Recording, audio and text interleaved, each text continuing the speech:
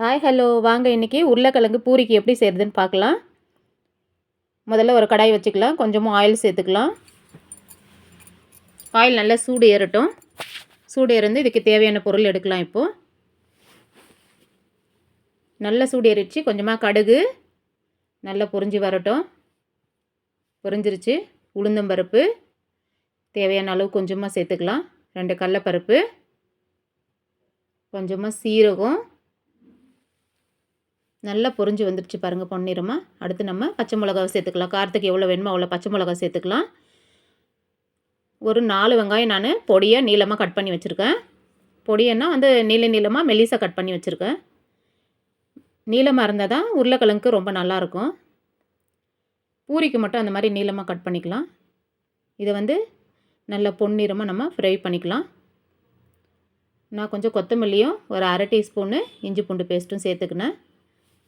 கொஞ்சம் வெங்காயம் ஃப்ரை ஆனதும் கொத்தமல்லி இஞ்சி பூண்டு பேஸ்ட்டும் நம்ம சேர்த்துக்கலாம்.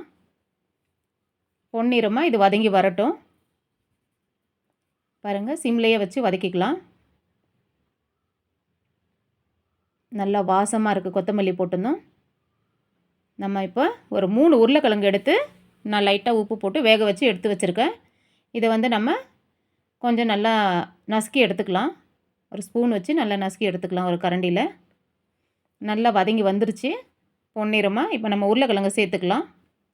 வேக வச்ச உருளைக்கிழங்கு இதில் சேர்த்து நல்லா கலக்கி விட்டுக்கலாம். உருளைக்கிழங்குல லைட்டாக நான் உப்பு சேர்த்துருக்கேன். பாருங்கள், நல்லா கொஞ்சம் அவ்வளோவா பேஸ்ட் பண்ண வேணாம், கொஞ்சம் ஒன்று மதியமாக இருக்கட்டும். அப்போ தான் சாப்பிட்றதுக்கு நல்லாயிருக்கும் பூரிக்கு.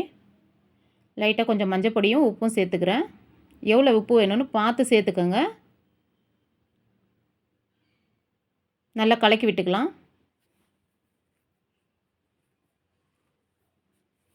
நான் கொஞ்சமாக பட்டாணி எடுத்து பாருங்கள் நல்லா கலக்கி வச்சுருக்கேன். நான் கொஞ்சமாக பட்டாணி, பச்சை பட்டாணி எடுத்து கொஞ்சம் வேக வச்சு வச்சுருக்கேன். அதுவும் இதில் நம்ம இப்போ சேர்த்துக்கலாம். லைட்டாக கொஞ்சம் உப்பு போட்டு வேக வச்சுருக்கேன். பாருங்கள், இவ்வளோ பட்டாணி போதும், அதிகமாக ஒன்றும் தேவைப்படாது. கொஞ்சமாக பட்டாணி போடலாம், நல்லாயிருக்கும் டேஸ்ட்டாக. அந்த பட்டாணி வேக வச்ச கொஞ்சம் தண்ணியும் இதிலே சேர்த்து நல்லா கலக்கி விட்டுக்கலாம். நல்லா வாசனையாக இருக்கிறதுக்கு கொஞ்சமாக கரம் மசாலா ஒரு 1/4 டீஸ்பூன் அளவுக்கு சேர்த்துக்கிறேன். 1/4 டீஸ்பூனும் வேணால் இன்னும் கம்மியாகவே சேர்த்துக்கலாம், நல்லா வாசனைக்காக. நல்லா கொதிக்குது பாருங்கள். சூப்பராக பூரிக்கு ஒரு உருளைக்கிழங்கு கிரேவி சூப்பராக ரெடி ஆகிடுச்சு. சாப்பிட்டு பாருங்கள் எப்படி இருக்குதுன்னு சொல்லிவிட்டு.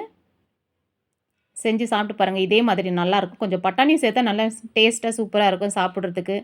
நல்லா மணமாக இருக்குது பாருங்கள். கரம் மசாலா சேர்த்து நல்லா மணமாக இருக்குது. அவ்வளோதாங்க, கிரேவி ரெடி ஆகிடுச்சு. லைட்டாக ஒரு 5 மினிட்ஸ் இருக்கட்டும் ஸ்டவ்வில். ஆஃப் பண்ணிடலாம் நம்ம இப்போ ஸ்டவ்வை. சூப்பரான ஒரு உருளைக்கிழங்கு கிரேவி ரெடி ஆகிடுச்சு. பூரிக்கு ரொம்பவே டேஸ்ட்டாக அட்டகாசமாக இருக்கும். நீங்களும் ட்ரை பண்ணி பாருங்கள் இதே மாதிரி. அப்படியே பூரியும் செஞ்சிடலாம் நம்ம. பாருங்கள், ஒரு 3 பூரி போடுறோம் இப்போ. உருளைக்கிழங்கு சூப்பராக டேஸ்ட்டான ஒரு டிஃபன் தாங்க இது. உங்களுக்கு இந்த வீடியோ பிடிச்சிருந்துச்சுன்னா மறக்காமல் சப்ஸ்கிரைப் பண்ணாதவங்க சப்ஸ்கிரைப் பண்ணிவிடுங்க. வீடியோ முழுசாக தள்ளாமல் பாருங்கள். லாஸ்ட்டில் மறக்காமல் ஒரு லைக் போட்டுருங்க. சூப்பரான ஒரு பூரி ரெடி ஆகிடுச்சு பாருங்கள், பார்க்கவே சூப்பராக இருக்குது. நம்ம இப்போ ஒரு பிளேட்டில் மாற்றிக்கலாம். பாருங்கள், 3 பூரி சுட்டாச்சு.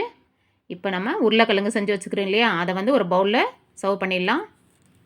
சூப்பரான ஒரு டிஃபன் காலையில் ரெடி ஆகிடுச்சு. நீங்களும் இதே மாதிரி உங்கள் வீட்டில் செஞ்சு சாப்பிட்டு பாருங்கள்.